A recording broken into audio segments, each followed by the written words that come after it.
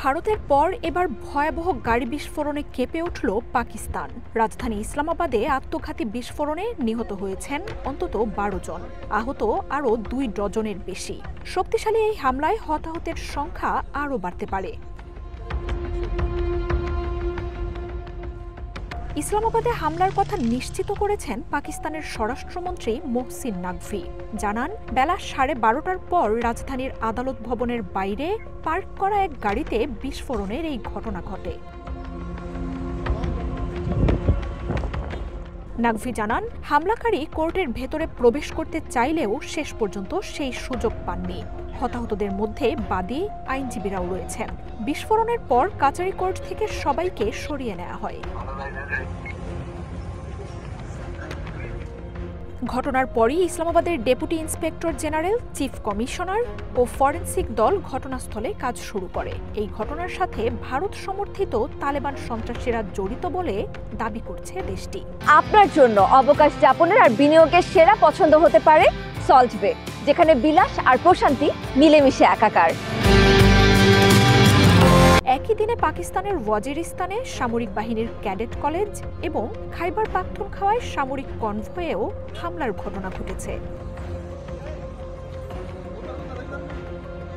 এদিকে ভারতের রাজধানী দিল্লিতে ভয়াবহ গাড়ি বিস্ফোরণের পরই পাকিস্তানের রাজধানীতে শক্তিশালী হামলার এই ঘটনা ছড়াচ্ছে উত্তাপ। দিল্লির বিস্ফোরণের পর পাকিস্তানের সরকার ও সামরিক বাহিনীতে ব্যাপক তৎপরতার কথা জানায় গণমাধ্যমগুলো।